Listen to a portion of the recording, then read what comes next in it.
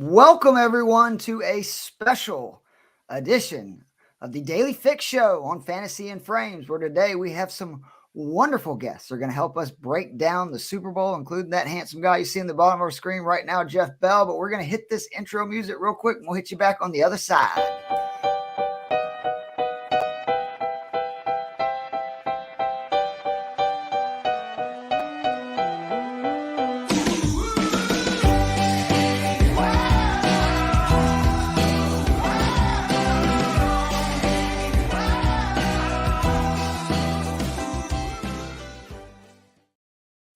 I still pretend every time that music hits that I'm a wrestler. I'm really back into it now at WrestleMania, and that's like my, coming down to the ring music gets me jacked up. But I am your host, Keith Flemming. That is at Keith Flemming on Twitter, joined as always by my brother and degenerate in arms, Joe the Brain Matz. That's at Joe E. Matz on Twitter.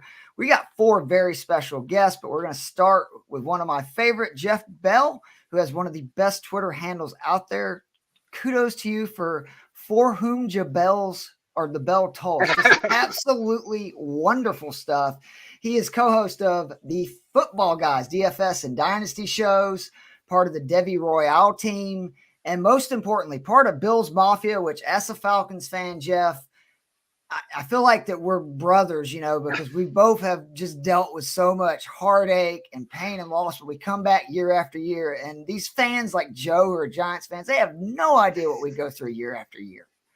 Yeah, I feel like it's almost like sister cities between as Bills fans, we feel it for Vikings fans, and we feel it for Falcons fans. It's kind of one of those that we go back and forth, and I've always cheered for the Falcons when they've been in position. I grew up with Deion Sanders, those Falcons teams, Andre Rison, those fun teams, those run and shoot teams, and so they were a lot of fun. I remember the Dirty Bird. I remember how painful those memories were. So no, I'm definitely pulling for you guys, hoping that you can find a quarterback here that can allow you to Drake London, Bijan Robinson, Kyle Pitts, those guys to really take off. Yeah, because I like the Raheem Morris hire. As I keep telling everyone, we have God as our coach. If we don't get a QB, it's not going to go well. So we're obviously not here to talk about the Atlanta Falcons, though. We're here to talk about the Super Bowl that, if we're being honest, this is probably the game that most people would have picked at the beginning of the year. I was a little hard on the Chiefs, especially during the middle and late part of the season.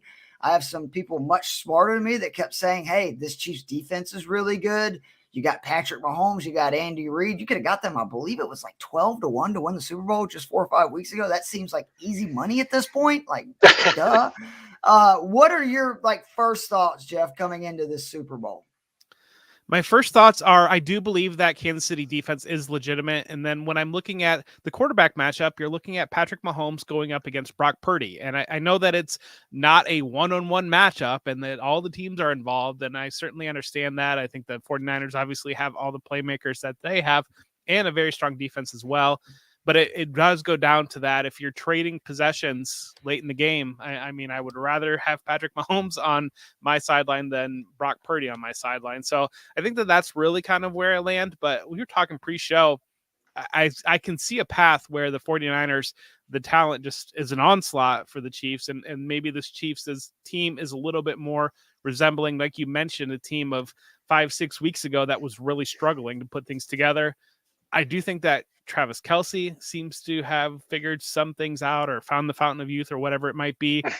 Isaiah Pacheco, obviously. I'm a little bit worried about Rashee Rice. He was a late breakout, but I think he banged his knee up against, I believe it was the Buffalo game that he banged his knee up. And it doesn't seem like he's been really the same presence that he was later in the season.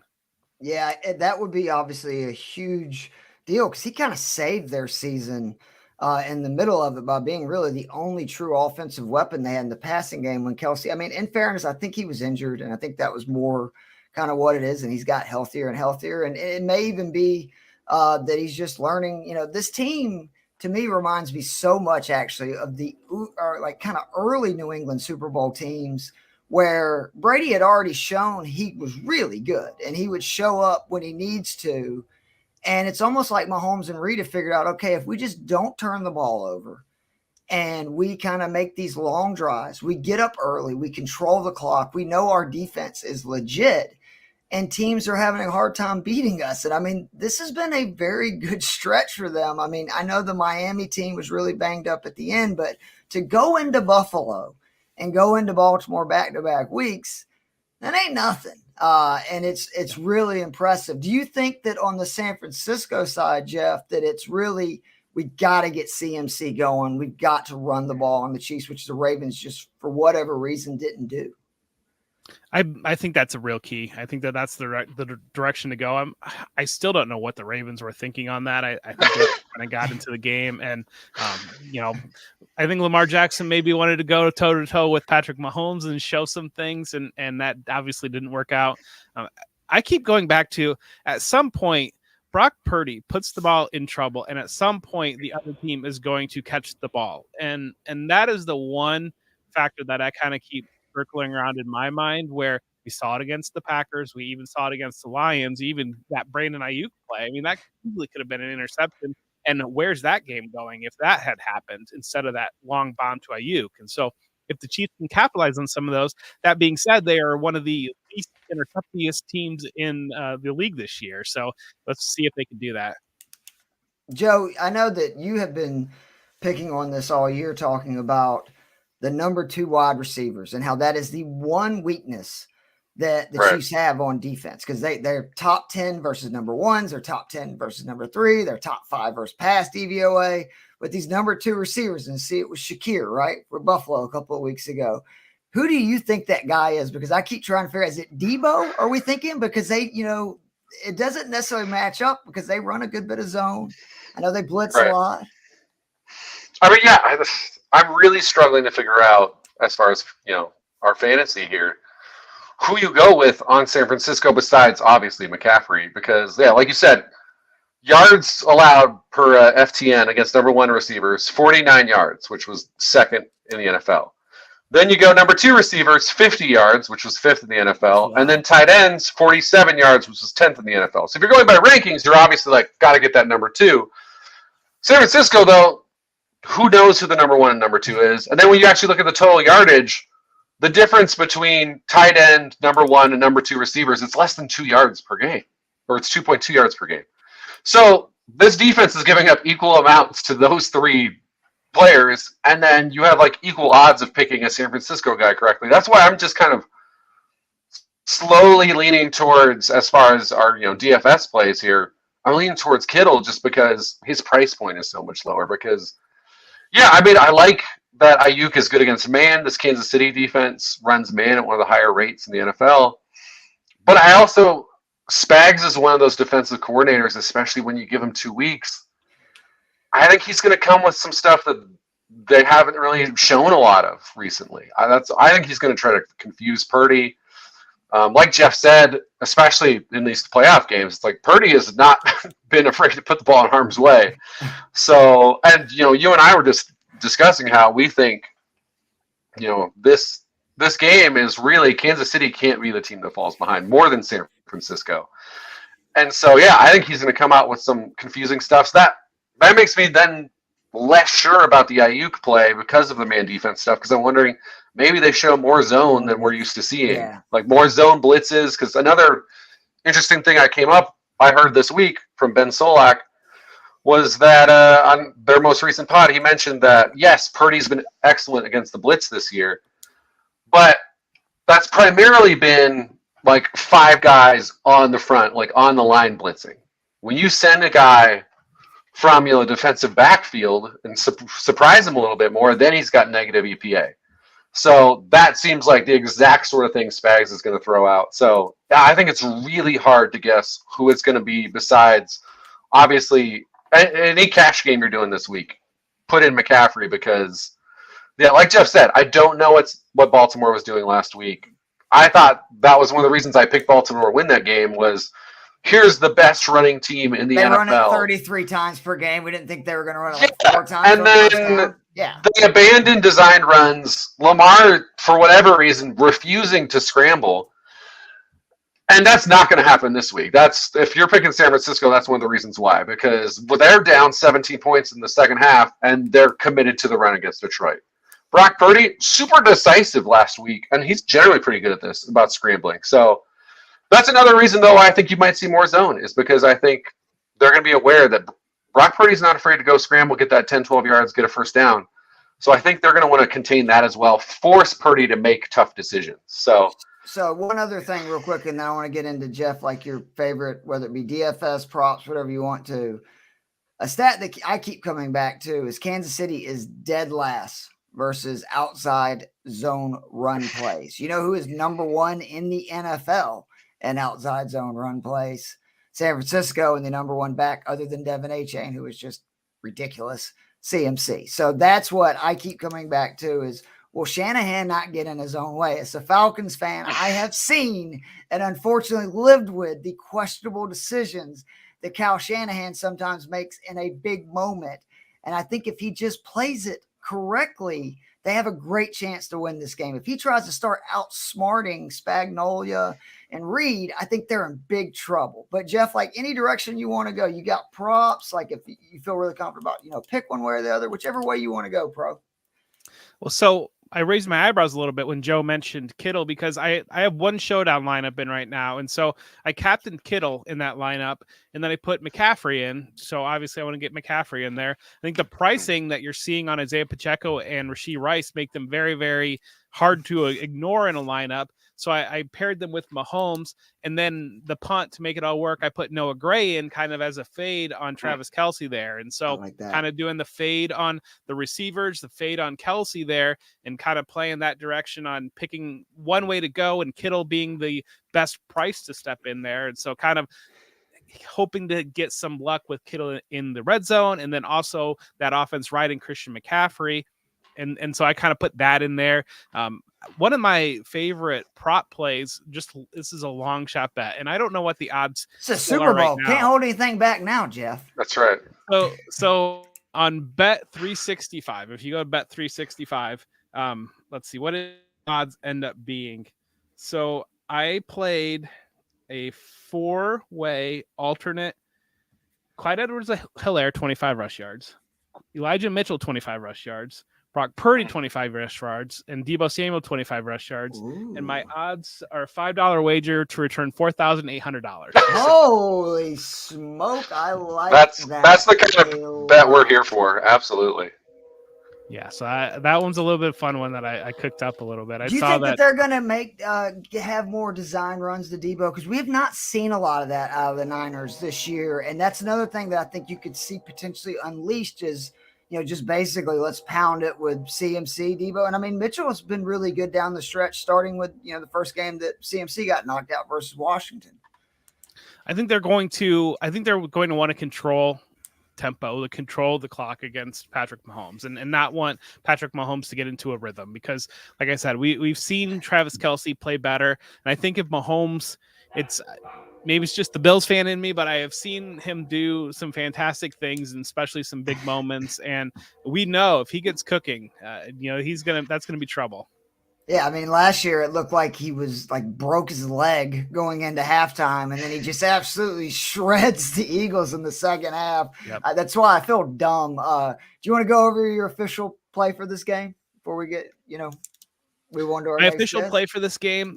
So I'm taking Chiefs money line. I guess my official kind of play on that one is a Purdy interception, Butker 2 field goals, and a Chiefs money line 3-way parlay. Ooh. Is kind of my official play on it, because kind of buying that one, these Super Bowls have tended to go under. And I think that Butker hitting 2 field goals kind of plays into that.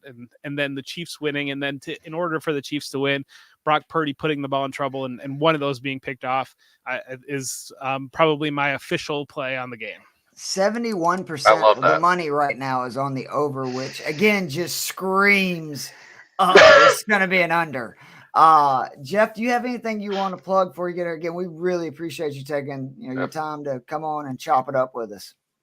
Yeah, just the Football Guys rookie guide. So if you are a Dynasty player, if you love the draft, very, very, very emphasis on the very soon.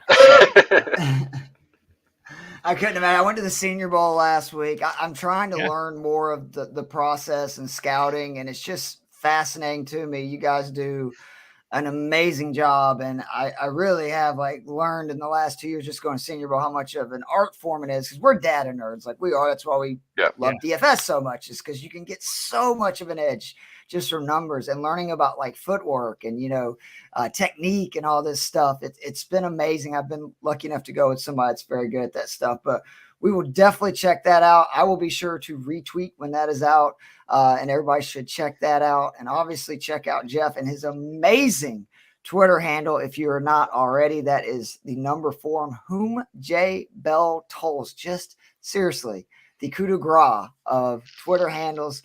Jeff, thank you so much, and we would love to have you on again in the future. Yeah. Just reach out, and thank you so much. I appreciate you both, and I really appreciate it. Thank you. Enjoy the Super Bowl, and it's a long wait until we get football again, so have fun. It's depressing. Enjoy the game, Jeff. Thank you so much. All right, our next guest, one of my favorite people, Stacy Perez, who is at Stacy _Perez P3. She is a lady lawyer, which I love that you have that listed as just lady lawyer. I think she has been one of the best, and we've had many great additions to the fantasy and free. I can't even talk right now. You got me so distracted, Stacy. Fantasy and Frames crew, and she does amazing content. One of my favorite is your Fantasy Football Esquire show TikToks, which I find very amusing as somebody who grew up watching Law and Order.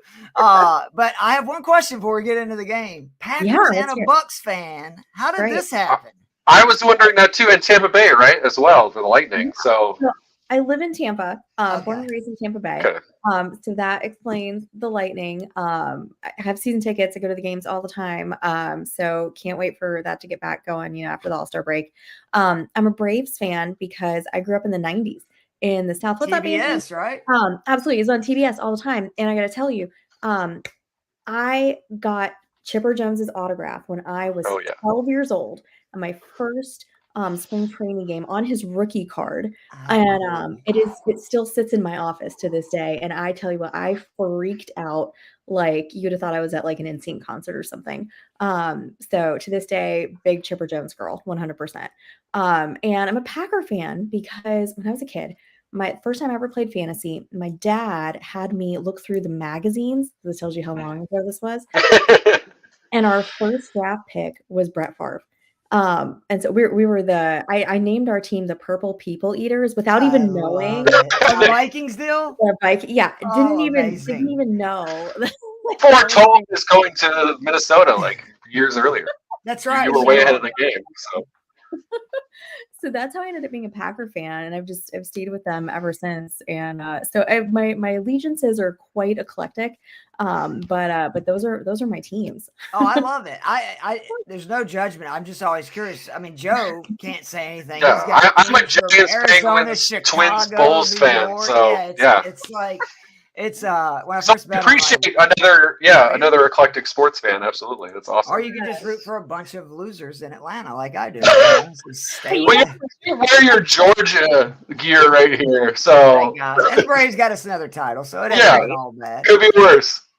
So, on a scale of 1 to 10, how surprised are you that the Chiefs are here, Stacy? Ooh, because I'm shocked. I think if you'd asked me, a few weeks ago, I don't think I thought I was like, no, they're not going to make it. They're going to lose, to somebody, they're going to lose the Bills, somebody like that. Maybe the Ravens, I don't know. But after, just coming, I know, Nate, I promise you, I'm not going to say anything bad about the Chiefs because I think they're probably going to win. I'm at that point too. I think so. I think it's just inevitable, right? It's like Thanos. They're just inevitable. Like death taxes, the Chiefs winning when Mahomes is QB. So they're getting hot at the right time. I really don't know how you bet against Patrick Mahomes at this point. Just, watching them go into Baltimore and, just really take over. And man, I think I would have been surprised a few weeks ago, but once the playoffs started, I was like, nah, this is a good chance of making it. So let's start it this way then. Do you think the Niners have a good chance of winning this game? Like if they, what do they need to do to win this game? Let's put it that way. So I think they're definitely going to have to run. They're going to have to limit Purdy in those interceptions. He was throwing the ball pretty willy-nilly there. And that's a perfect analogy. Willy-nilly. I'm 100% with you there. It's like, what are you doing, bro? That's a technical football term. So, you got to limit that. And I really, I don't see Shanahan putting it in Birdie's hands. Essentially, they're going to give it to McCaffrey, or they should give it to McCaffrey. That's their guy. That's their, number one. Likewise, I think the Chiefs should probably be doing the same thing, giving it to Pacheco, letting him, run like he's, mad at the ground. And both those run defenses are not that great. So honestly, that's kind of where I foresee this game going. I see it being pretty run heavy. But if the Niners are going to have a chance, that's what they're going to have to do, I think. Yeah, I was just telling Joe before we came on the air that it is a just crazy stat that the team that rushes for more yards is 40, 14, and 3 against the spread and 42 and 15 just straight up in the Super Bowl's played. So running is very important, even today in the pass-happy offense of typical NFL teams. It's still important to run the ball. Sorry, I'm still getting over a little bit of a virus here, but let's go ahead and start with your prediction. Which way are you leaning? For the winner overall? Mm-hmm. Okay, yeah, I think I have to go with the Chiefs. I'd be happy either way. I think it's going to be a great game. We've got two really good teams here. I think we're in for just like a treat, just as football fans. But honestly, I think at the end of the day, I think it's going to be the Chiefs that walk away with it.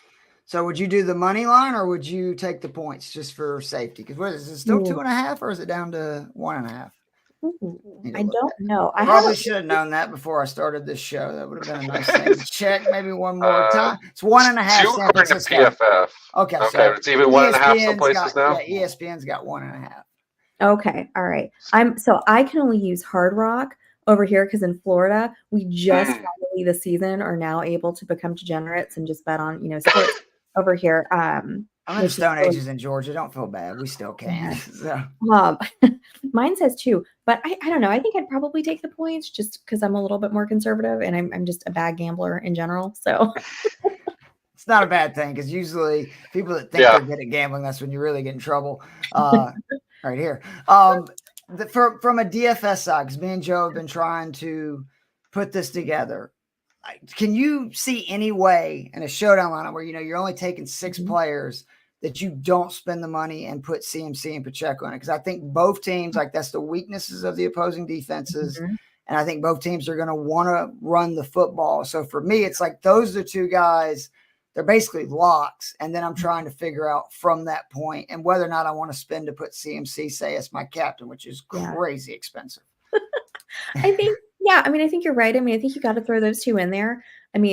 I feel more comfortable with those 2, with McCaffrey and Pacheco. I know those guys are going to get their yardage. They're probably both getting a touchdown at least one, probably more for McCaffrey, honestly.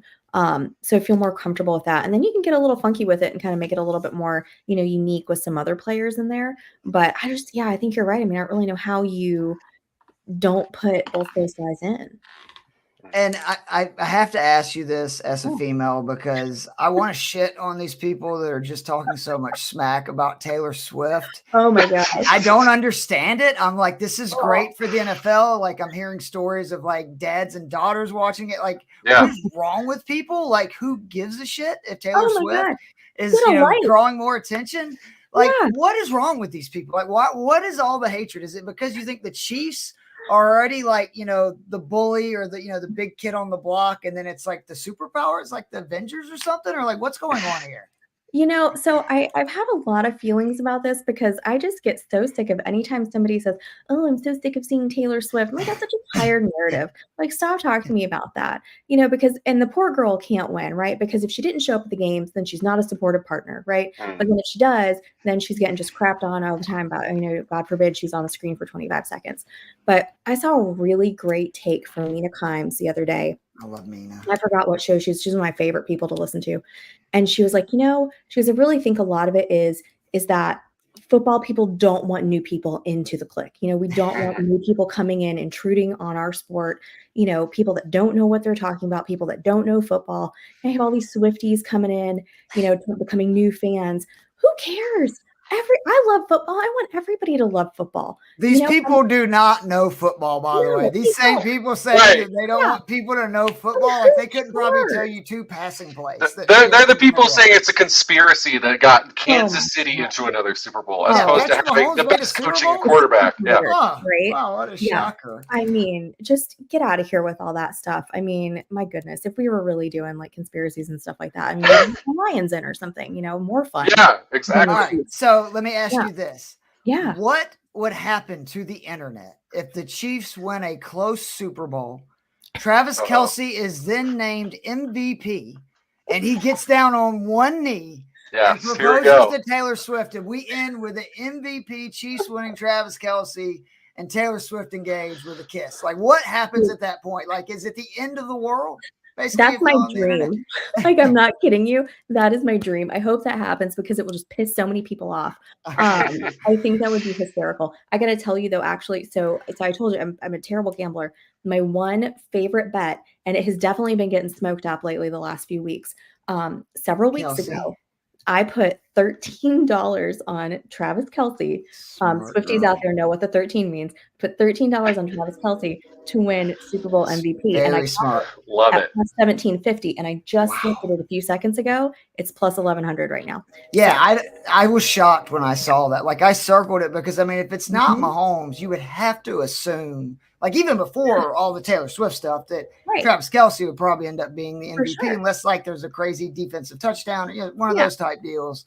And I was shocked to see that. And you know that, I mean, that's something that's voted on by writers and stuff. Again, it's good for the game. Like I don't understand people are like, oh, it's bad for the game. I'm like, it's just like, what was it, like $500 million she's generated for Chiefs merchandise? Like, you think that's bad for the business? And you know what? I'm sorry. And if it's I just want to watch. I promise I'm gonna get off this tangent real quick. But you were in the right corner. Oh, yeah. If you want to go on this tangent. We love this it's stuff. Like you see, it's like, I just want to watch football. I don't want to see anybody else. Well, you know what? I don't hear you complaining during the college games. I don't when they're showing FSU, the Garnet and Gold girls. I don't hear you complaining then. So if that's really a thing, then let's not show anybody. Let's not show the owners. Let's not show any of the other people in the stands. All right. I'm fine with that. That works for me too, but I don't hear you saying that. I just hear you saying I want to see Taylor Swift. So get over it. Get a life. It's what happens when you become a billionaire at like 30 years. Haters are going to hate. Taylor tried to tell us, You just shake it off. You just got to shake it off. So go back real quick, that Travis Kelce Super Bowl MVP. Do you guys know that no tight end has ever won the Super Bowl MVP? Wow. I actually would have maybe thought Gronk did, but you're right. It was just Edelman and Deion Branch, right? Were the only non-Brady. Sounds right. So that's a fun little, thing to throw in there too. I like that. That makes me feel even more bullish on that Travis Kelce bet that you made. Yeah, I mean, if anybody else is going to do it on the Chiefs, like you said, right? It's going to be Kelce for sure.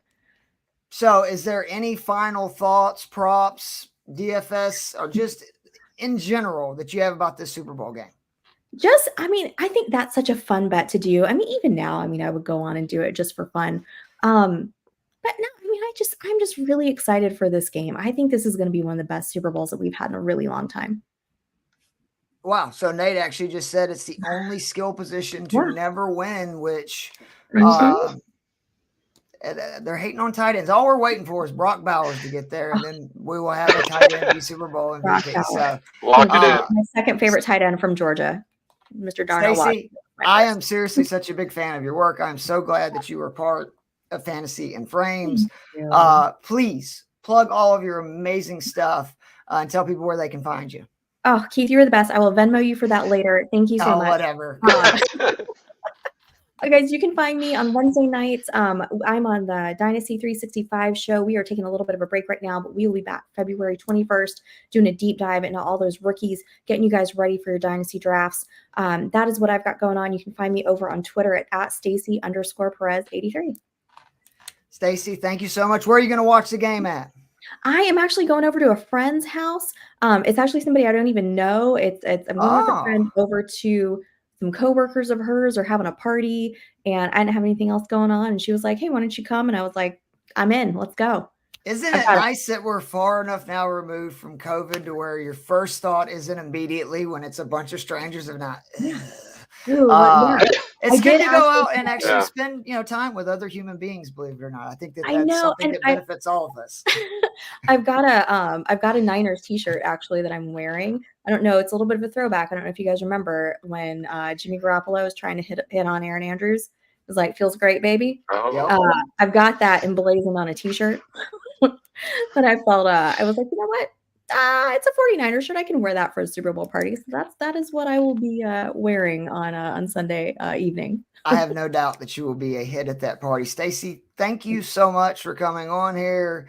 Keep up the great work, and I'm ready to come on the Dynasty show sometime soon. Listen, I will let you know about that. I'm gonna reach out to you. So thanks, Joe. It was so nice to meet you, Joe. Thank you guys. We finally met. Yes. Stacy, enjoy the game. Thank you. Have a good night, guys. You too. All right. Next up, we've got our man, Howard Bender, a true legend in the fantasy football game. His Twitter handle, I know I would be the same way, but you are, buddy. Like, we just got to call a spade a spade. His Twitter handle is at RotoBuzz. Guy, he is seriously hosts 2 shows, both on Serium, and I want to make sure I get it right. It's Better Sports Network, right? Is the other one? Yeah, Better Sports Network. Which just goes through the Fantasy Alarm YouTube page at this point. So you got it. He's the head of content for Fantasy Alarm, which is a great site. You've been a featured writer for the New York Post Sports. And starting today, I'm going to call you a friend of the show. So congrats, Howard. Welcome to being a friend of the Daily Fix. We truly appreciate you coming on here.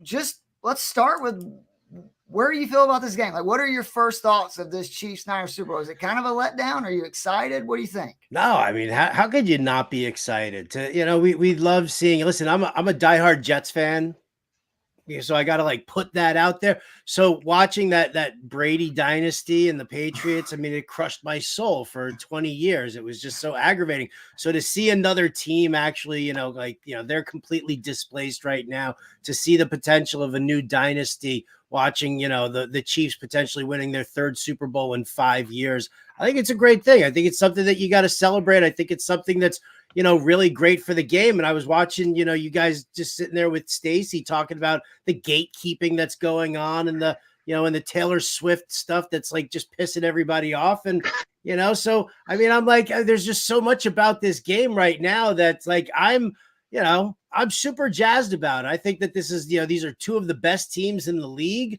with some of the most elite talent in the NFL. So why not put them head to head here again? I think this is going to be a great matchup.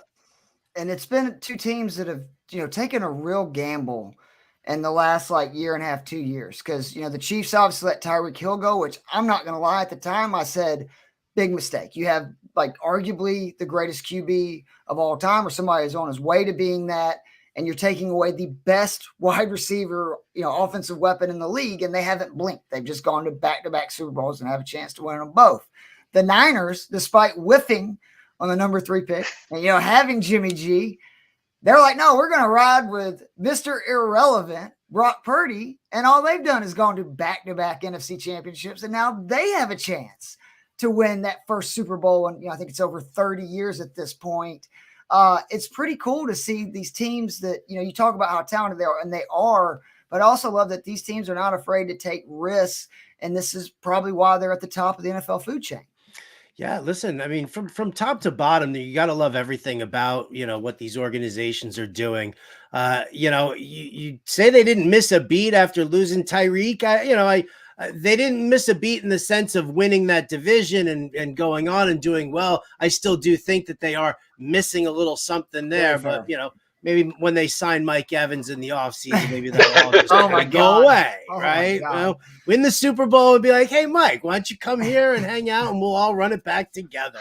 Remember how fun it was with Brady? Mahomes is actually still in his prime. So right? I mean, that's, so, I mean, listen, I think that it's, I don't know. There's just so much about it that there's got this allure. But I think that, when you look at it, I mean, what these organizations have done, Shanahan's been coaching the Niners for what it was 5 years, is where it is. And, putting in his, implementing his system and doing it his way. And, to see all the coaches who have spilled out of Shanahan's system, which, obviously the coaching tree and whatever, but then on the other side, there's Andy Reid. And so there's consistency. I was talking about this, a lot during the season, is that the consistency with coaching is something that I think is super important. You're not changing up the system constantly. You're not reinventing the wheel every year, which is very difficult for younger players to deal with. So I think I had seen it, because since 1969, my Jets have been through 18 different head coaches. Falcons, I'm sure, are right there with you. I would be willing to bet almost to the number. 18. The Steelers, 3. It's crazy. And they all have Super Bowl championships, and they've all been to multiple Super Bowls. These guys are, so that kind of consistency. So the organization, and then going for broke, trading for Christian McCaffrey. I think you're right. I think that both of these teams have done, some great things to stand out and really make some positive moves for them. So again, which is why I absolutely love it. So what do you think the biggest key is for each team to winning the game? Like how do the 49ers win this game? How do the Chiefs win this game? 49ers have to win this game by running it down their throats and really just setting up, the short passing game. The Chiefs run a lot of too high safety coverage, right? Which, is fine if you're Deebo Samuel, right? And you can run those underneath routes. I mean, he's got a 28% target share against too high safety coverage. And they keep finding him. He finds those, those little holes in the pocket there. So, I think that if McCaffrey runs, if the offensive line really helps open up those holes for McCaffrey, and he is a big game, that's what that's what the Niners need to do. They also need to obviously really hinder Mahomes and really get in his face. That pass rush has to be top notch. For the Chiefs, I think you need to really establish a strong ground presence with Isaiah Pacheco. And if you look in the last 2 games for the 49ers, they've allowed, they've gone for the, 15th in DVOA all season against the run. Not necessarily the greatest run defense, but they were keeping, yardage to a minimum, and then they would jump out to a lead and they would just force other teams to pass against them. That's the big deal. Yep. Right. They've given up 159 yards per game over the last 2 seasons last 2 games on the ground. So if Pacheco can really, kind of pound that, I think that's going to set everything up for Mahomes to find Kelsey, to find Rice. He'll sprinkle a little here, sprinkle a little there. But I think that this is I'm trying not to give away my pick as I evaluate. No, I got you. Here. I figure we should save that. It's for the big reveal or something. Absolutely. So since we're DFS guys, it sounds like to me you agree. I said earlier that to me, CMC Pacheco are locks. I don't know if either one of them will be my captain, but I think you have to have those 2 guys in your lineup. And then from there, it's okay, where do you build? We're trying to find that number 2 wide receiver because that is historically who has done the best versus the Chiefs. I love that stat you just gave about Deebo. It's looking like Deebo is going to be in my line. What other guys are you considering for your single game DFS lineups? I'm just going to give you a lineup I built. I love it. Give you a fun narrative. You're the man, Howard. Kind of surrounded. Are you ready? Oh, yeah. All right. So Mahomes goes into the captain seat. All right. And since we've got Mahomes right there, right, we're going to get a slice of whatever passing action happens. So I'm not going to worry about Kelsey. I'm not going to worry about Rice.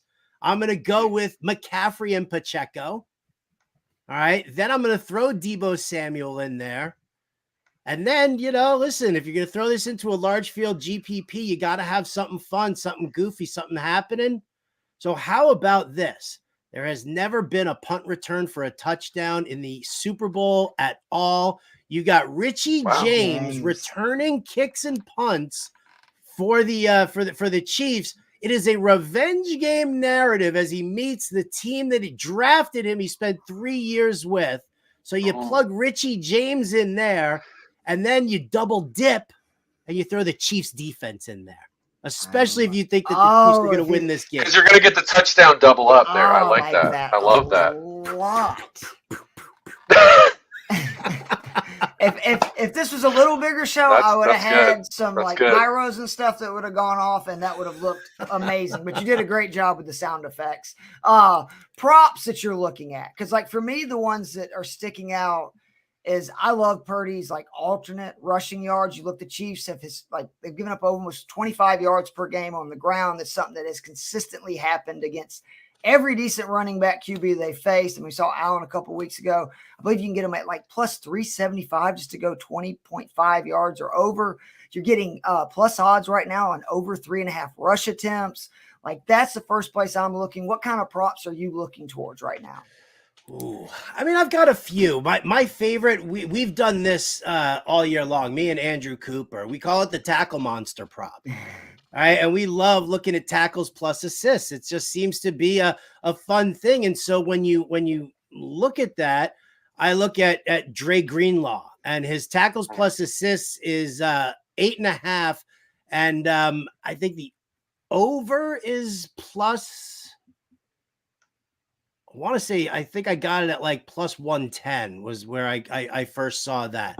And the thing about it is you look at Dre Greenlaw, his numbers, because he's gone under this number a number of times, but 5 times this season he's gone over that amount, right? And each one in those 5 times, Mark Andrews, TJ Hawkinson, Tyler Higbee when Cooper Kupp wasn't around, Logan Thomas in Eric Bieniemy's offense. And there was one more, and I can't remember who it was. There was a 5th tight end, like just so against teams that feature the tight end in the passing game, you're looking at that. So Dre Greenlaw is going to be covering Kelsey, he's going to get help from the safety, but for the most part there. So I see Dre Greenlaw being all over the place here in this one, watching Kelsey. So that's kind of where I'm at with plus all the running the Niners are going to do. So, I mean, you're talking about both run opportunities and obviously tackling on passes to tight ends.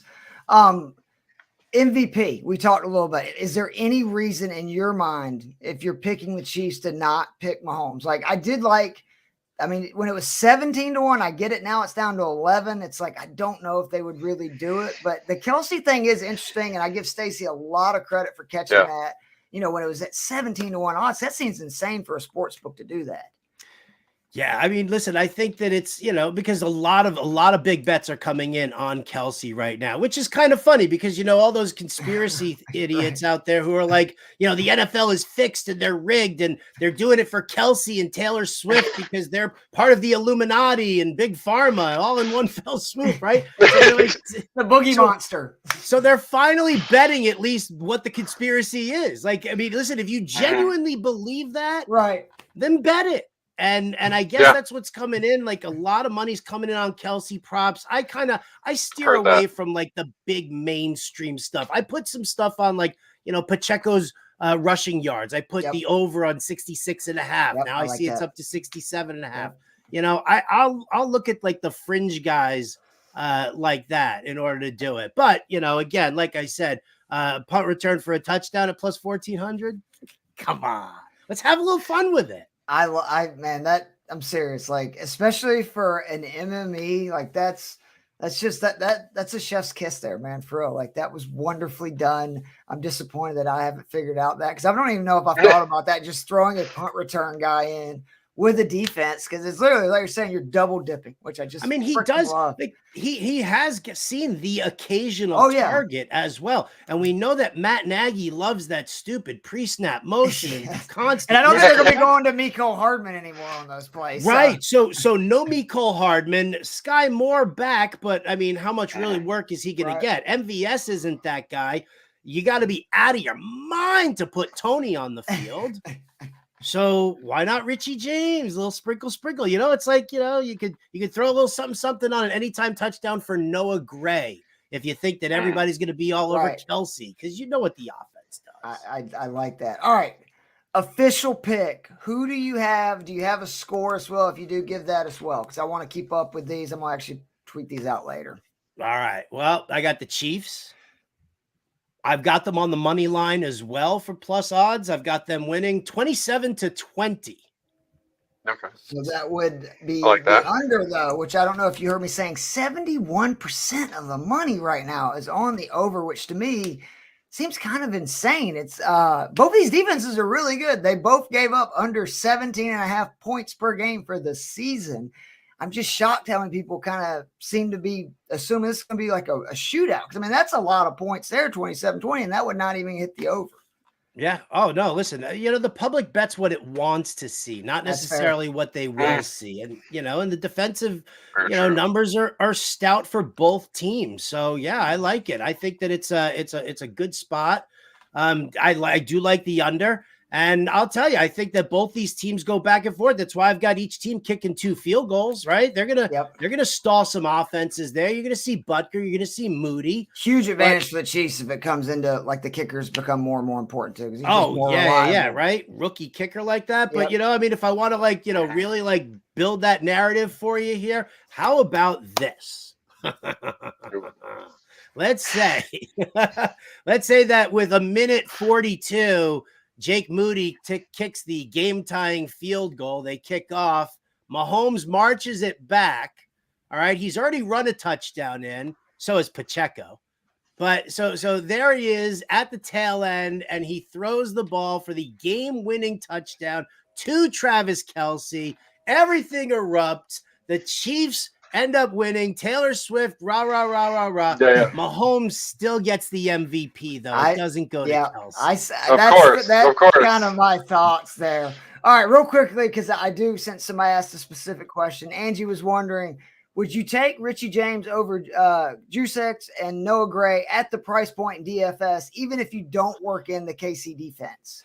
I got to tell you, there's also that narrative with Juszczyk, right? We've seen the wheel route that they run, his toe tapping at the sidelines there. Chris Juszczyk making clothing for Taylor Swift.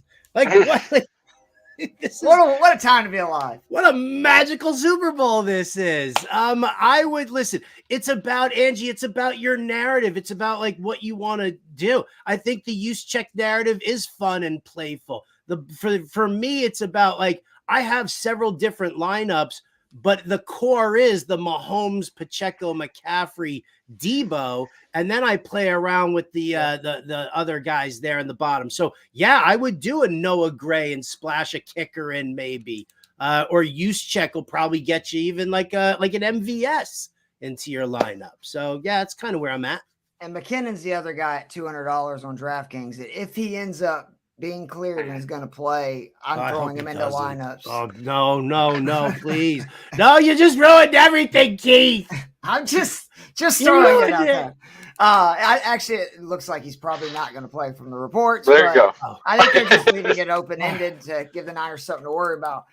Before you get out of here, Howard, anything you want to plug? And again, we cannot thank you so much for going on the show. We were big fans of your work, and we appreciate you coming on here and chopping up football with us. Thank you so much for the invite. Great to talk to both of you. I love the Fantasy and Frames family. We did a whole show on Fantasy Alarm on Sirius XM. We're going to have to get the two of you guys out there. Love that. Now as well. And we kind of go through everything. So listen, you can hear me on Sirius XM Fantasy Sports Radio. You can follow me on Twitter at RotoBuzzGuy. Find me all over the pages over at fantasyalarm.com. And if you ever see me at the Expo or at FSGA, you better come and say hello so we can hang out, have a drink together. I'm trying to work that out this year. I've not been able to go. I've been doing the Senior Bowl just because I'm trying to learn that, but I want it. It's also a lot closer. It's Mobile from Atlanta, but Jorge, to his credit, keeps pushing me. I will let you know the second that I'm officially booked, but I'm trying to do it this year. Worst case, I've already told my wife next year I'm 100% in if it's not this year. But Howard, I hope you really enjoy the game. And again, thank you so much for coming on. Thank you so much, guys. And here's Colby Conway. Yeah, he's a good guy, except for being a Texas fan. That's okay. Hey, Colby. I know, right? Come on. Get me out of here, guys. Give Colby everything was fine. Good night, everybody. Thank you. Have a good one. Howard. Later, Howard. Colby. What's up, fellas? Good to see you, man. We have Likewise. done some morning shows together but I'm excited to actually have you on our show. Not that it's better than the Frame Saturday morning show, but I do like to, that way say you are both a friend and guest of our show as well. Mm-hmm. He is a contributor for Fantasy Alarm, so he works with Howard on a regular basis, hosts their fantasy baseball show, which great title, Caught Stealing. Absolutely love that. Kings Classic champion. Was that just this year? It was this year. I finally brought one home. This is where this needs to come from. Congratulations. You want to share a little bit about how that all went? Who was some of your stars this year? Puka. Enough said. Makes sense. 14-team league, 3 receivers, 3 flex. You hit on Puka late in drafts. And, Stephon Diggs was good through the first 7 weeks. Devin Singletary came on down the stretch. And then Dak was actually a pretty decent quarterback. So it worked out. But I'm glad I could finally bring one home in that big old league out there in Canton. And then, unless I'm losing my mind, and it's very possible that I am, you are a Houston Texans fan, correct? Well documented, yes. Okay. All right. So I am so jealous of you guys because I felt like we were kind of in the same kind of realm coming into the season. My Falcons and your Texans, where it was like young teams, a lot of talent. The difference was you had a QB that was drafted number 2 overall and is a legit stud. And I was trying to convince myself that Desmond Ridder was not terrible. But I do want to say that I was really wrong about Stroud. Ohio State's had, overall a rough stretch of QBs, and that made me doubt him. And he is the best rookie QB I've ever seen by such a large margin. It's insane because people forget at the beginning of the year, all the offensive line issues. Nobody knew who the hell Nico Collins really was before this year. Like, to see what he's done, Damian Pierce didn't run the ball well. Like, I am so excited just as a football fan that there's another that guy coming and he's in the AFC to challenge Mahomes moving forward. I could only imagine how giddy you are. Ecstatic. It's awesome. He's a very talented young man. And when you look at it too, like the numbers are one thing, but how the numbers got there are like a whole other thing. You can tell like he understands defenses already. He's already never progressing turns it past over. The first read. Well, I will be the first to say if there are going to be sports books that do over-under lines on interceptions next year, it's going to be set a little low. Because if you watch some games, there were quite a few. We got a little lucky. In a way. Yes. So he's still very good at not turning it over. Yes. But right. he can easily work past the first read. They're going to add to the offense this offseason. Do I know who it's going to be? I have no clue what they're going to do because they have so many different routes they could go, but the future is very bright. And I think I'm saying this for probably the first time, and it's not like 75% in jest, right. But the Super Bowl window's open. Yeah, it's there. Absolutely. We're coming. Completely fair. 100%. And again, like, I am very happy for you guys. I'm also jealous though, because again, like, why can't the Falcons ever have that QB? Matt Ryan was great, but I mean, this is a different level. Like, you can already see that this kid's special. So we're not here to talk about Houston Texans, CJ Stroud though. What are your thoughts? Like, how shocked, because I've asked this to a few of the guests, how shocked are you the Chiefs are here? Like 6-7 weeks ago, would you have thought they would be here? No, not at all. It's one of those things though, as much as I can't stand them winning, they got Mahomes, they have Andy Reid, they have Travis Kelce, they make enough plays on defense. And really, compared to past years, they've had a good enough defense, but this year the defense has been the rock solid piece amongst it all, where the offense hasn't been very consistent. So thanks to that defense, they're here. And I mean, you look at it, each of their playoff games, there was a very real possibility going in that game. You could easily make a case that the other team whoops up on Kansas City. Hasn't happened. Do I think that happens in the Super Bowl? I do think it happens this time. I don't think Kansas City wins this game, but they're on an impressive run. I will give them that. No, but I'm saying, because I'm sorry, because we were talking about this actually before we went on the air, and since you're going to say this, I feel a little better about getting this, public. People don't think we're idiots.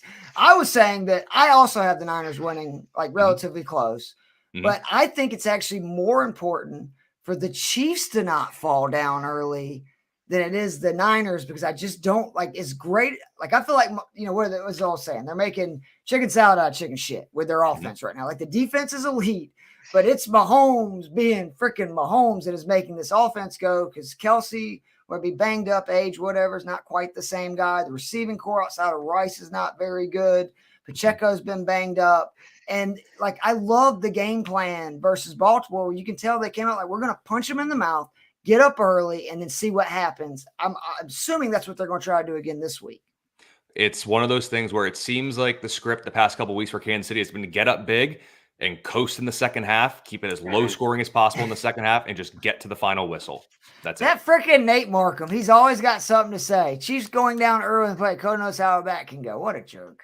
Yeah, I remember that day. Yeah, don't worry, man. I hear Brady Falcons shit all the time. It is what it is. It must be nice to be Nate and have Patrick Mahomes and the Chiefs.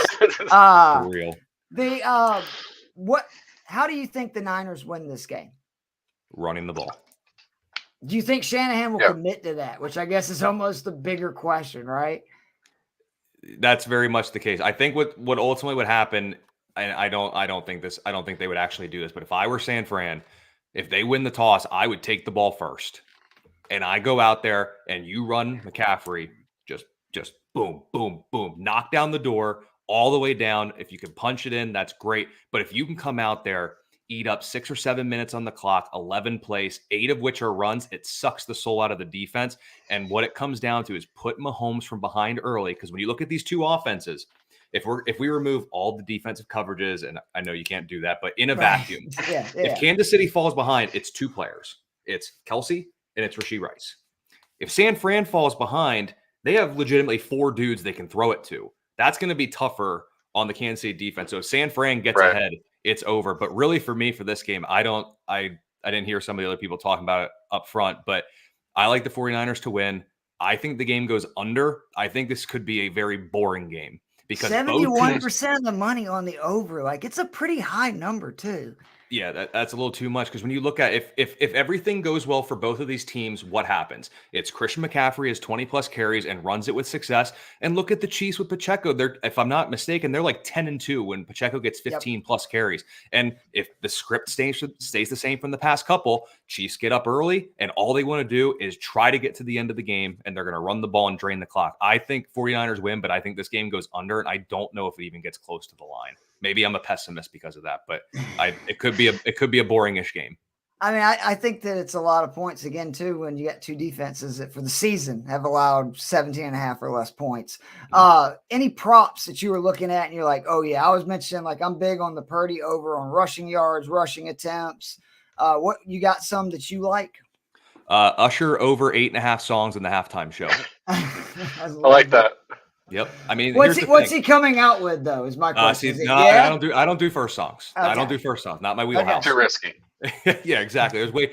This guy's got too big of a catalog. He's been doing right. And yeah, if you're taking the over, you don't want to bet on the first song, on the total songs. That makes sense. Exactly. When you look at it, here's what I'm looking at. Like the article I see here is from BetMGM. They have 10 songs with odds listed for the first song. Okay. Wow. So there's 10 listed, but they have the over-under at 8.5. And then I saw a tweet that came from an article. I should probably fact check it a little more, but there's people that would do that. Apparently, Usher negotiated 2 extra minutes in the halftime performance. Wow.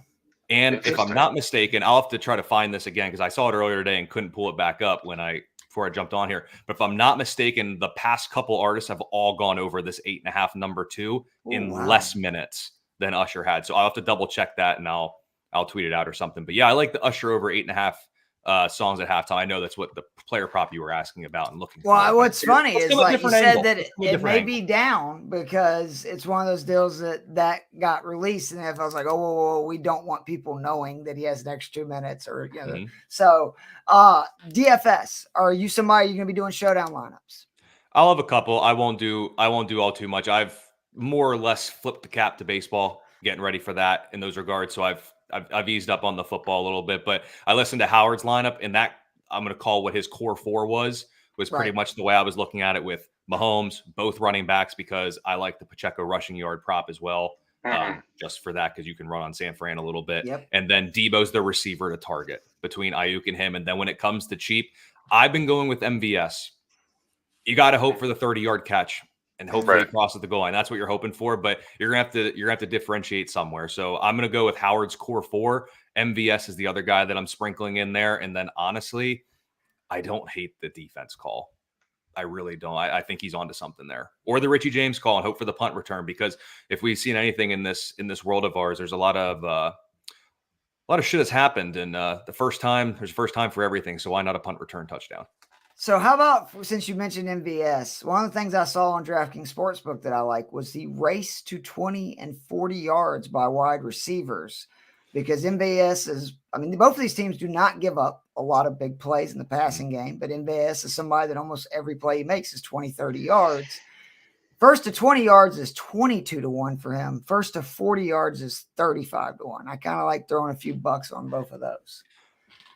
I think you could actually look to, I know depending on his receiving yards, his line is pretty attractive at like 1.5. His like receptions line is low too. Right, but 1.5. Yep. Here's the thing too. Think about it this way, and it kind of speaks to what you're talking about. What does everyone expect Kansas City to do to come out right away?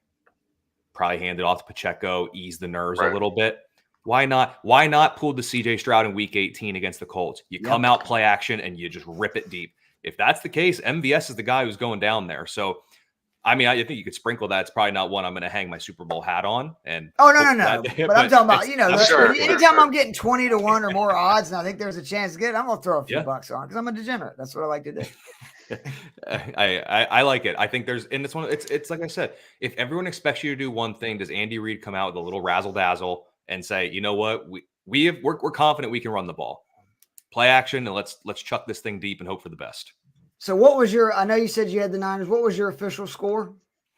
So I have 49ers winning by 4. So I do believe that covers with the spread that it's at. And I said it goes under. So I'm going 24-20. It's going under.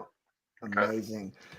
Colby, anything that you want to plug before you get out of here? Me and Joe are going to try to put together, after hearing all this great information, some of our favorite bets and a showdown lineup. Absolutely. I'm on, I guess it's X now instead of Twitter, at Colby R. Conway. Right. Similar to Howard over at Fantasy Alarm. And I got the Caught Stealing Fantasy Baseball podcast. That name hits well for me as a former catcher. So I'm very happy for that one. And then just all the great content at Fantasy Alarm, and then everything that y'all do here. So I'm glad that I got to come on an evening show instead of Jorge having me come on at 9 and 10 in the morning. Right. Come on an evening show after getting my day done instead of starting my day with you fools. But I love it. Wouldn't have it any other way. Yeah, he always hits me up and is like, do you want to come on the morning show? And I'm like, well, if it's warm, I'm going to want to be playing golf. If it's cold, I want to be in bed. But, I love Jorge. So I'm like, yeah, of course. Absolutely. Colby, really enjoyed it. Where are you watching the game Sunday? I will be over at a friend's house. I'm glad that people are going back out, again, because of COVID and everything, got to where everybody's watching Super Bowls at home. Like, this is an event in America. Like, let's go out, have fun. So I'm glad to hear that. I hope you enjoy the game. And again, Colby, thank you so much for coming on, man. Absolutely. I appreciate it, fellas. Thank you so much. Yes, sir. All right, Joseph. Now we got the hard part. We got to make some bets and some lineups. I'm going to start with some prop bets. You okay with that? Prop bet it up. I like the Mahomes under at 260.5 at -115. I think so too. I think that the Chiefs are going to be in this game either way. Again, I have not given my official pick. I'll tell you, I'm picking the Niners to win 24-20. I want to throw this out there.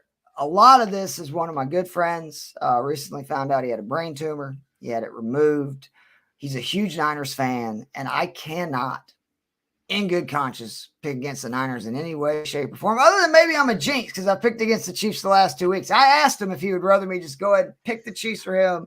He told me no. So I am very concerned, though, because, again, there's just all these stats. Like, I think it's the 4 times that Super Bowl coaches have met in a rematch. The coach that won the previous matchup won that game as well.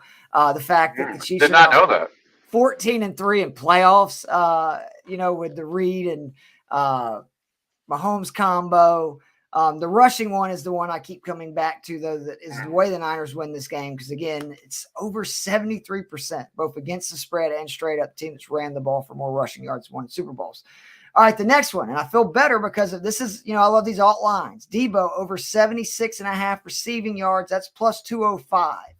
I like hearing that he has been the answer to the defense that the Chiefs run the most, a lot more underneath stuff. Ton of too high, yeah.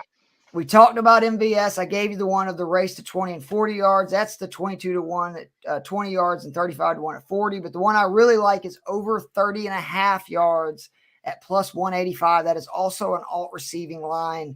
He has caught a pass of at least that distance in both of the last 2 playoff games. Kelsey, over 81.5 receiving yards. That is an alt line. You can get that at plus 135.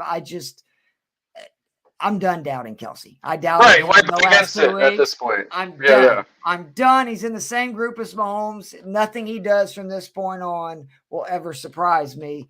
And then I got just some rushing ones, basically. The Brock, I really love this one. Over 3.5 rush attempts is plus 114. I think that is a lock. Like that. The alt line over 20.5 yards is plus 240. And again, quarterbacks almost average 25 yards per game on the ground versus the Chiefs this season, one of the highest in the NFL. CMC, over 97.5 yards. That's an alt line. That's plus 135. That's a lot more, I think. So that's straight up rushing yards, right? Correct, yes. Okay. That's the alt line. That's how much you got to push it. The plus line. Yeah, I know. It's intense on the McCaffrey stuff. So I don't know if I feel great about that one. The other one, though, that the more I'm thinking about it, the more I'm considering, I think Debo is going to get 5-6 carries. If that's true, over 25.5 rushing yards, alt line plus 210. I like that one as well. Which of those do you love? Which of those you hate? And then get into yours. I'm very much with you on the Mahomes under.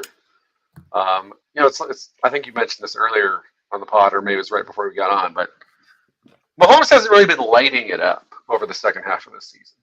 My plan, design, it feels like too. Right, and that's not at all to say like Mahomes isn't playing well. Like 0 turnover worthy plays in 3 playoff games, which is absurd because.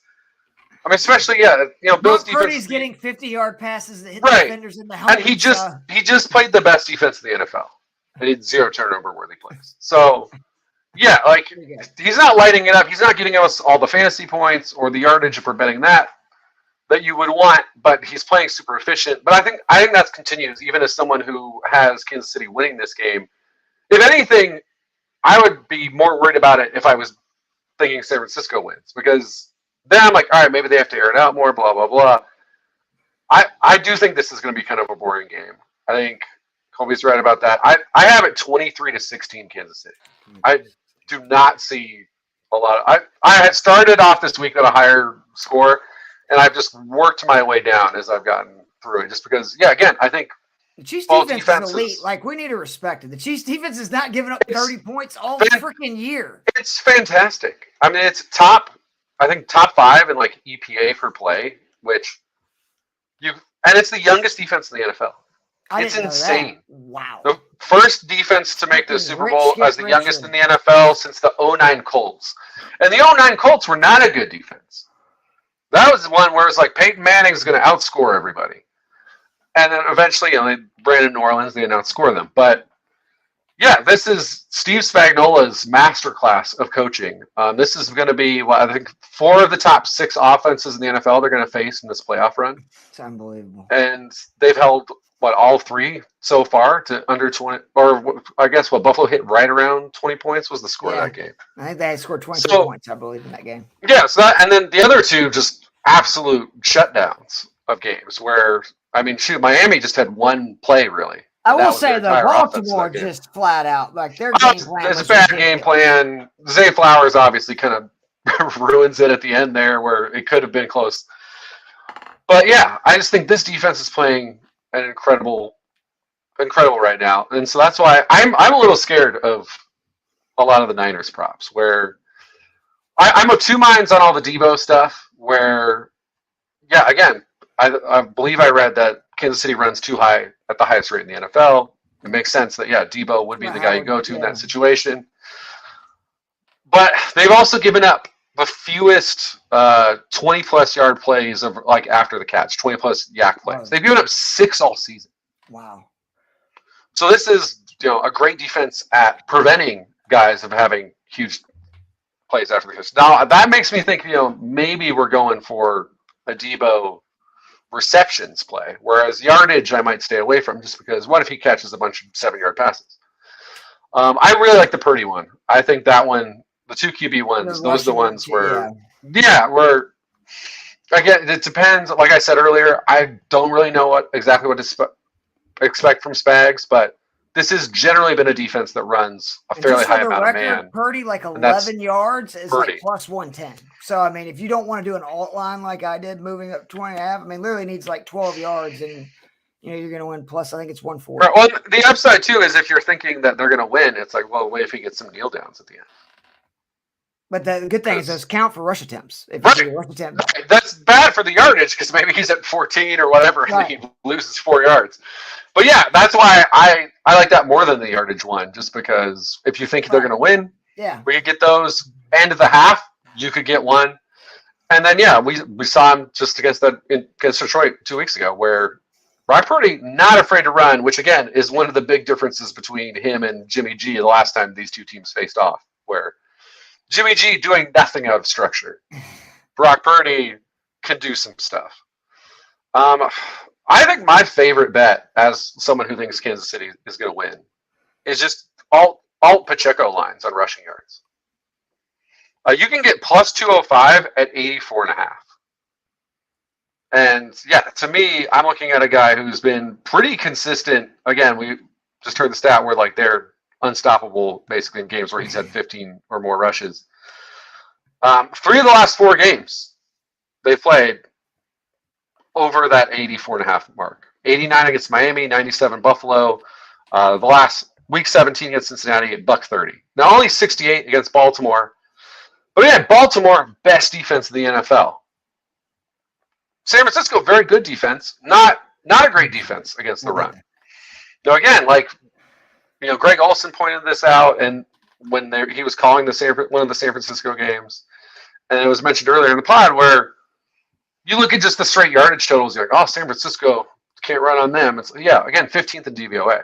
This is not a great run defense. They've gotten carved up the last 2 weeks. They scored a ton of points. It's a trap we fall into every year, like with the Eagles last year. Yeah, right. Where you think this defense is incredible. It's like, well, if you're up 20 points, teams aren't running a lot. Yeah, and that's the other thing I would say about that Super Bowl stat too. Is it's like, well, of course, the team that has like a 78% or whatever winning percentage that has more rushing yards, because presumably they're running the ball more. That's fair. That's a big part of it. Although, granted, if we're talking about the 70s Super Bowls and stuff, then also maybe just at 74%, there's a lot of competitive Super Bowls in the last 2 decades, and it's pretty much held up even in the last couple of decades.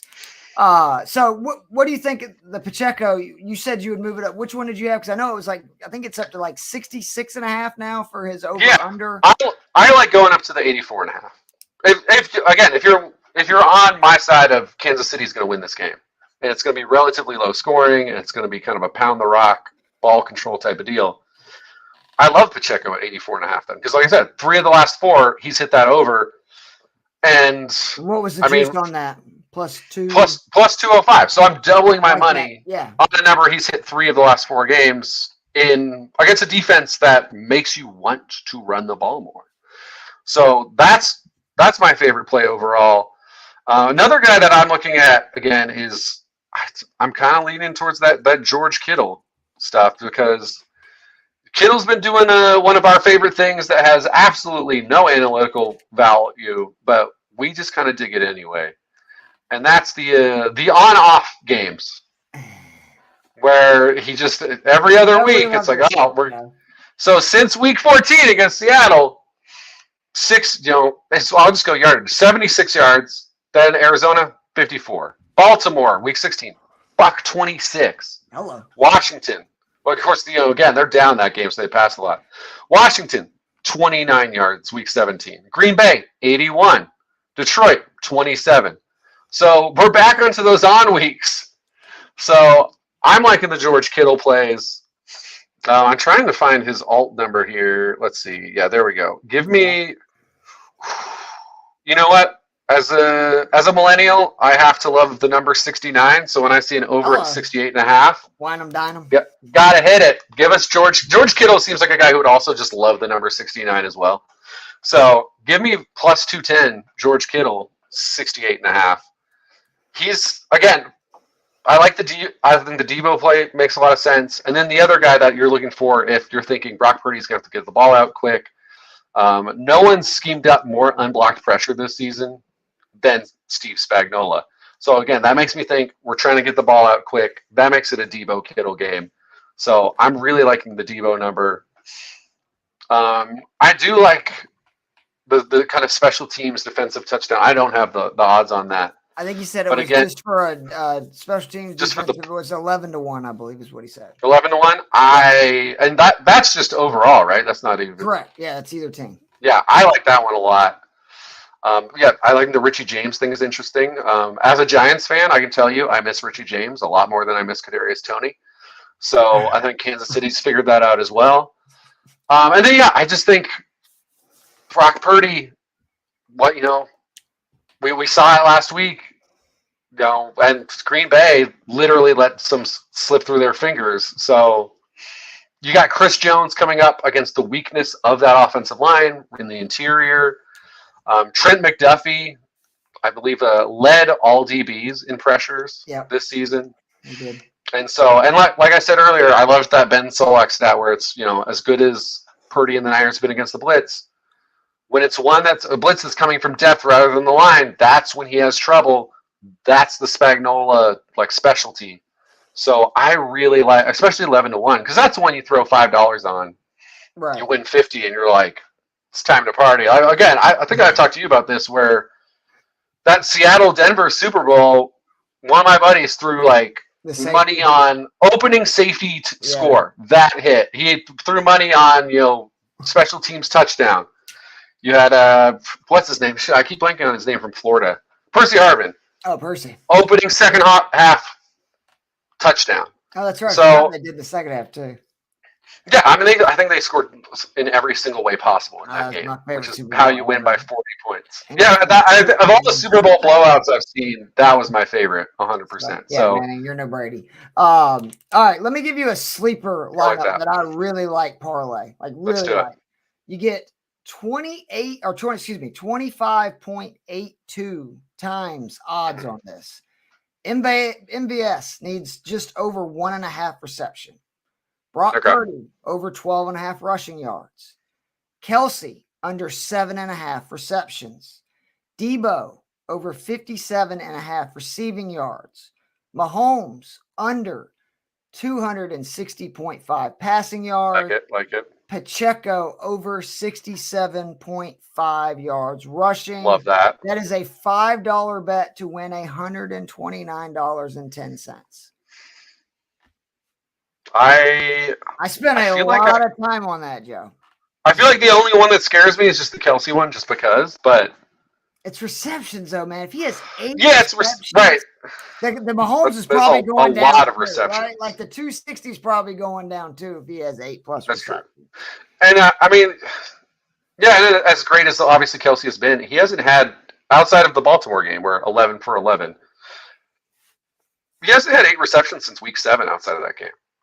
So, yeah, I think I like every single one of those. So you're going to have to send me that once we get off this so I make sure I remember what all the components There's one other, too, that it's just 5 legs. It's a lot of the same plays. It's Purdy over 12.5 rushing yards. Kelsey under 7.5 receptions. Again, MVS over 18.5 receiving yards. CMC over 89.5 rushing yards. Pacheco over 67.5 rushing yards. And that's one that you're getting 13.85 times your investment. So a $5 bet wins you basically $70. Again, I'm not being paid by Sleeper. If they want to pay me to promote their stuff, I will. But I want to say their parlay props are so much better than every other site I've seen. I don't think I've bet odds Sleeper are fair.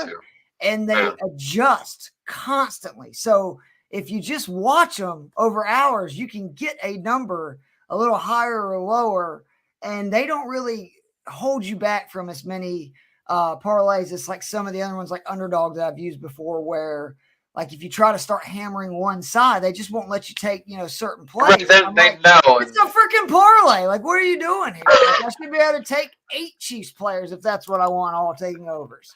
Give us freedom. I'm with you, Keith. All right, let's Put Freedom Podcast. Exactly, right? Like, come on. We want a Taylor Smith Free America. DraftKings Showdown lineup. I have changed mine on the fly, which I was going to say, I've been re-editing and editing throughout this podcast because everyone keeps making fantastic points. I'm like, shit, is that what I want to do?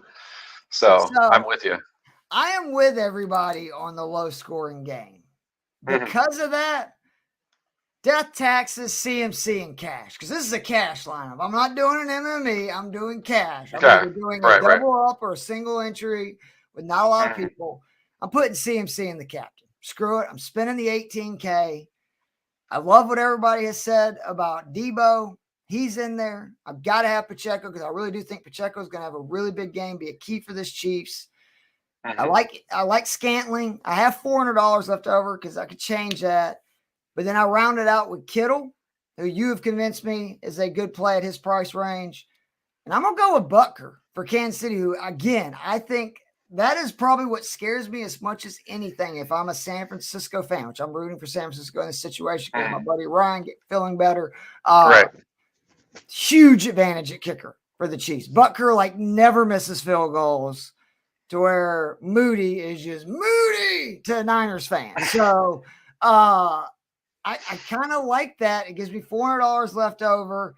And I think everybody's right that it's going to be a little bit of an ugly game. And if that's true, despite CMC costing you, I mean, God, at that point, you know what? It's a lot. 40% of your damn salary. He's the most likely to go off, right? Like the most likely to. I also think to your point about like quick passes, it could be a game where CMC ends up having 5-6 receptions, right? That PPR. So that's ultimately where I'm going. It's CMC captain. The Chiefs have on it is MBS, Pacheco, Butker, and rounding it out with Kittle and Samuel. And again, that is a cash game DraftKings lineup. You are a madman, in my opinion, to do MME showdown lineups. God bless you people that do. Yeah. I think if I'm going San Francisco, I mean, obviously you could do the Kittle thing because the price point frees you up for stuff. But yeah, if I'm betting on San Francisco to win, and then it's especially in a cash game, I'd be hard pressed to not go with CMC because literally every person we've asked in this pod, how does San Francisco win this game? How do you beat the Chiefs' juggernaut dynasty?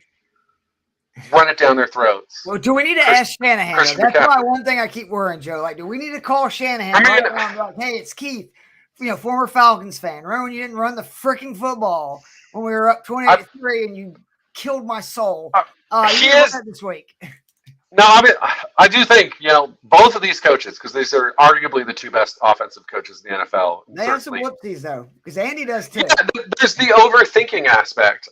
Reed, I think, is generally more guilty of it, as we've seen, like, McCole Hardman rushing attempts inside the 5-yard line. I text Nate when that happened and like, Nate, explain that to me. Right, and he's always kind of done this. I mean, sometimes it works. Like Kadarius Toney scored a touchdown in last year's Super Bowl. They ran the same play, didn't they, on the different sides? I believe with Toney. And so he loves to just scheme stuff up for random wide receivers to score touchdowns instead of using his all-world tight end or the running back that's just been slamming through people like a sledgehammer. So, there's a chance he'll do that. And I think that's, Shanahan actually is one of the more run-oriented play callers in the NFL.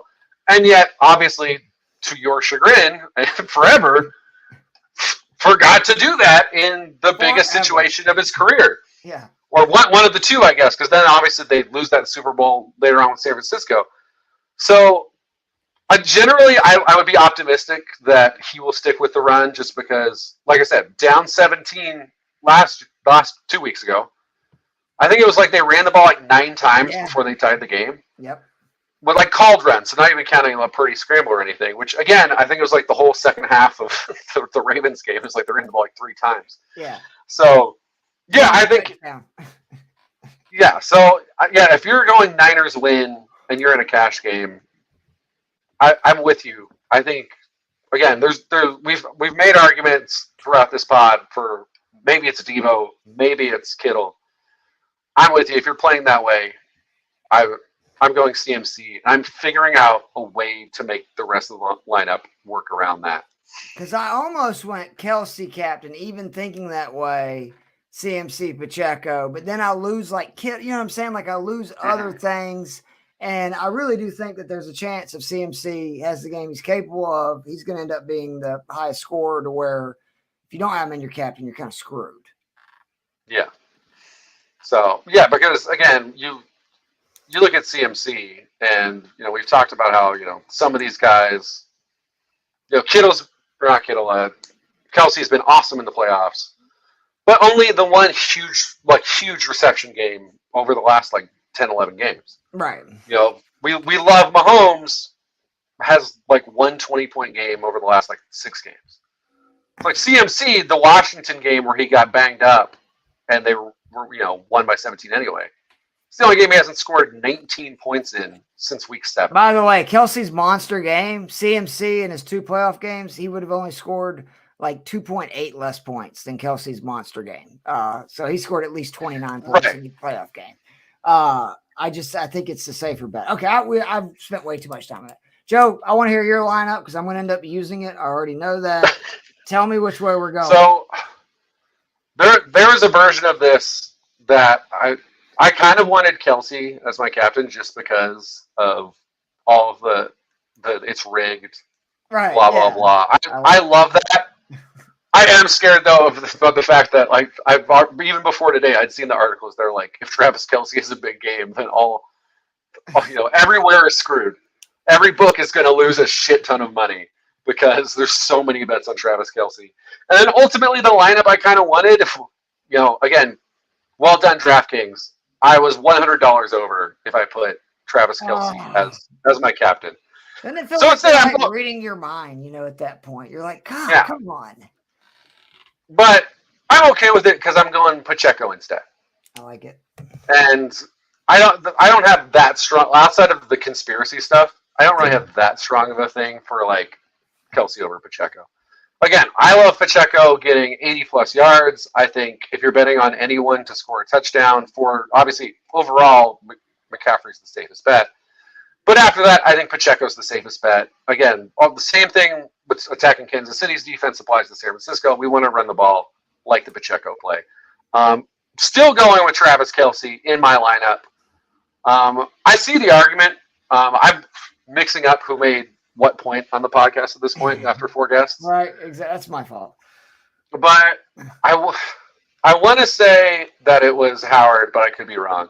But putting Mahomes in the lineup because that way Rashee Rice has a good game, Kelce has a good game, MVS catches the deep 30-yard pass. You're covered no matter what. I like Kelce more, though, just because, again, we haven't seen the classic big Mahomes game. Again, 20 points against New England. Since week 13, it's the only 20-point game. Hasn't hit 25 since the Chargers week 7. So I'd rather just bet on Kittle at $400 cheaper, even though I don't end up needing that $400 with this lineup. McCaffrey, 12,000.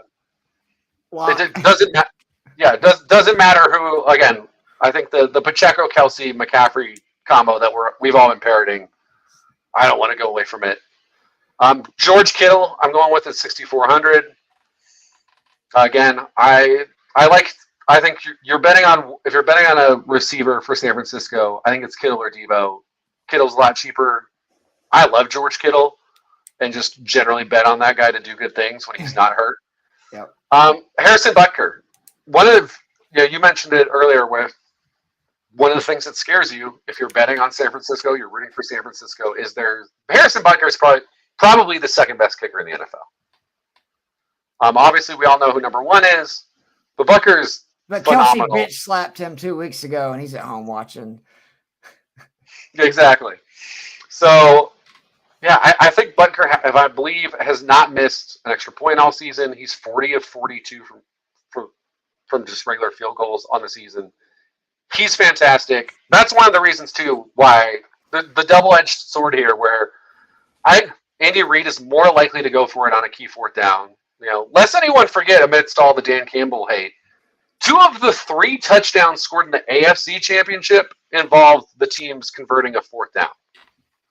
Including, I think, the Ravens' only touchdown, they went for it on their own 32 or something. I told you, the only Campbell play I'm against is I wish you'd have gone for the jugular at the end of the first half. I think they should have tried to touchdown. I like that argument a lot more than he should have kicked and trusted his defense against a way better offense. Was horrible, okay. By the way. Yeah, bad kicker. So here's the thing. Andy Reid's more likely to go for it than Shanahan, who inexplicably, for one of the great offensive minds of his time, is hyper-conservative on 4th down. They're both pretty conservative, actually, on 4th down. Yeah, Reid's been a little better this season, but you never know what he's going to do for sure. Yep. But But and then the other thing is, if both of them do fall back to that conservative nature, I like Kansas City's kicker a lot more.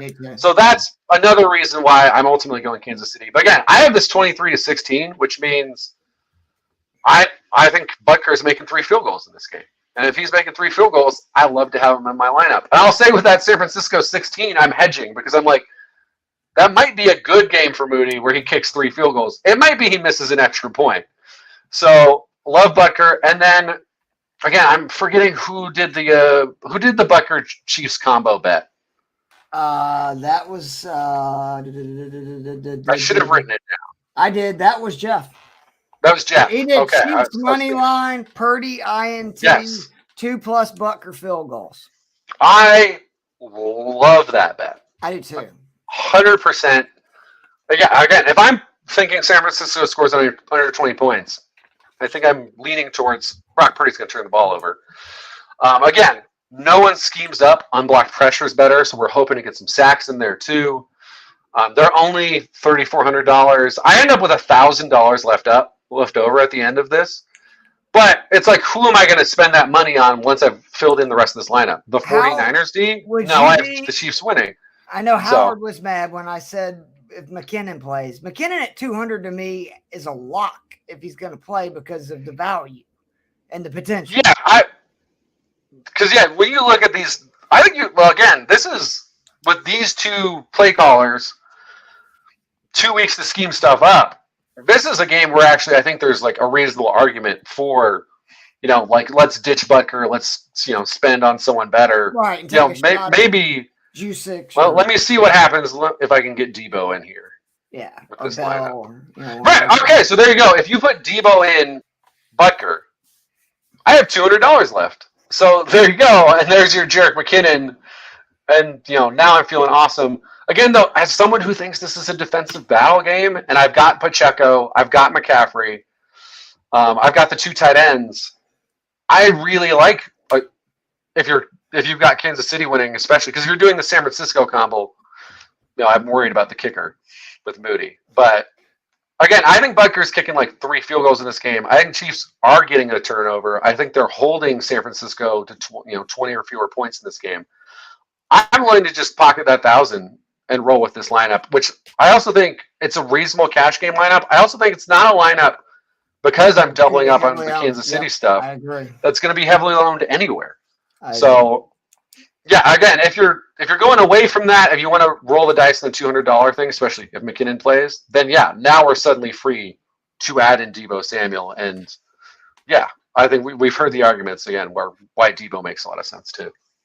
So, before we get out of here, I want to remind you, Joe, because I don't know if you were aware of this. We've been doing a DFS show for 4 years together now, but we just hit 2 years with Fantasy and Frames because our first ever show was the Super Bowl, Super Bowl. Rams-Bengals. For the Rams-Bengals, which, by the way, man, we were on it that night. T. Higgins, captain. Hello. Cooper Kupp and all the lineups. That was a good day. I think I had OBJ as like my MVP bet. And at nearing halftime, I'm like, nailed it, killed it. And then he gets hurt. And I was like, son of a bitch. So, and then I think one of my greatest calls was back in our early days, even before Fantasy and Frames, where I had the Gronk first touchdown, which I think was like 15, 18 to 1. And even though, love that. You remember, Joe, you did pick. Oh, I was way off on how that game played out. You were the winner of that, because that's why I'm so worried. City did not win. Because all I argued for the entire playoffs is it's Brady. What are you guys doing? We've seen this story before, and I really think if he wins this game, Mahomes at a much younger point has reached the Brady it's Mahomes. Yeah. What are you doing? Just pick him. Just pick him to win the Super Bowl. Quarter one odds. Just do it all. Right. I can't remember who tweeted this out because it was 2 weeks ago, and I know I have it screenshot somewhere. But someone I follow on Twitter tweeted out to win his 3rd Super Bowl, Joe Montana had to beat the number 1 defense in the NFL. And then to win his 3rd Super Bowl, Tom Brady in the playoffs beat the number 1 defense in the NFL. And Patrick Mahomes in the AFC Championship beat the number 1 defense in the NFL on the way to his potential 3rd Super Bowl. And those are the 3 best quarterbacks of all time. Now, on the like karmic side of removing all analytics, one of my dad's good friends, who's another veterinarian here in Tucson, he's a diehard Michigan fan, and he actually got diagnosed, sadly, with cancer a few months back. And obviously, now I believe it's this week or this following week where he's going to get his blood marrow transfusion. So, prayers out for Justin. Absolutely. But again, I'm just like, it's obviously not worth it to get cancer to see your team win a championship. At least if you're a mentally healthy person who's not overly consumed with your sport. I don't know. It's a Falcons fan, actually, Joe. You're like, is it one of those 95% survival ones? Like, maybe.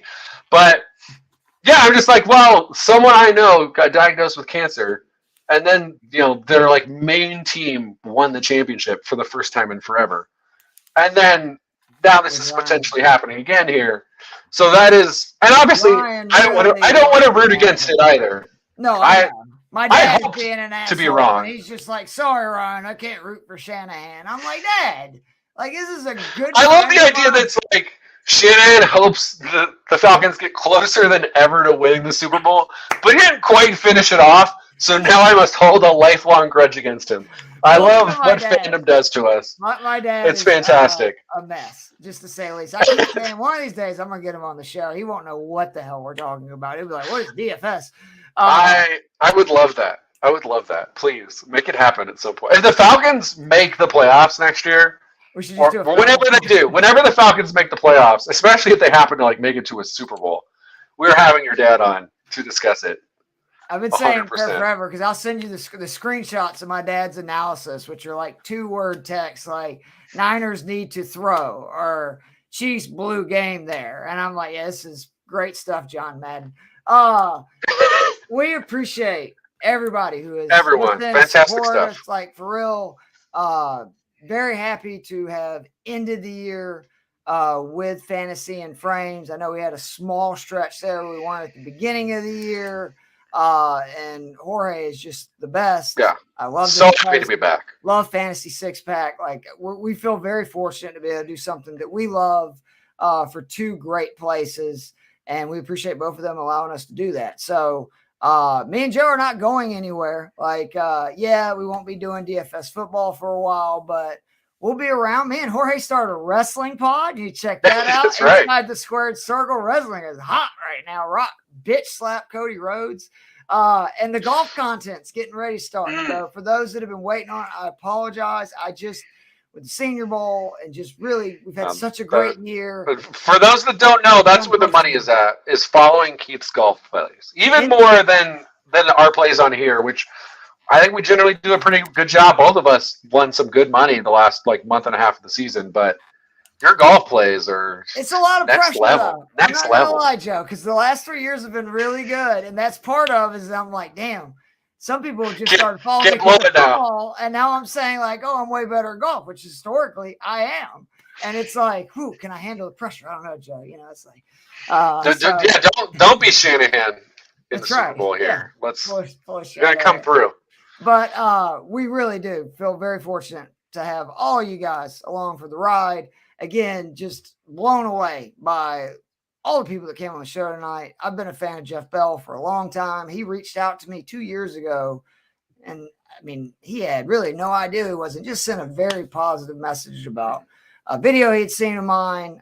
He did not have to do that. I really appreciate that. Stacy really is one of the nicest and coolest people. And one of the hardest working people at Fantasy and Frames. And she has a real job. She's a lawyer, unlike the rest of us. She actually does work. And then she's pretty much better at time management than we are, I bet. Exactly. And Howard Bender, seriously, I know, I get it. I really do. Like, you can see how uncomfortable he gets. Bob Harris is that way when I talk to him. It's like you're an OG in fantasy, bro. Like, you are literally a legend. Like, you've won awards and stuff. You host multiple shows. Like, it's just great. And he's been so kind to us, kind to Fantasy Friends. We appreciate it. I think that's one of the amazing things about the fantasy community in general is it's hyper supportive. Yes. Where, obviously, I mean, I think it's a very healthy thing where people realize it's not a zero-sum game. like you see that with people, bouncing on to, our podcast, legitimate, like you said, like we've had Hall of Fame sports writers, fantasy sports writers on the show. For two idiots. Right. Hey, what's up, guys?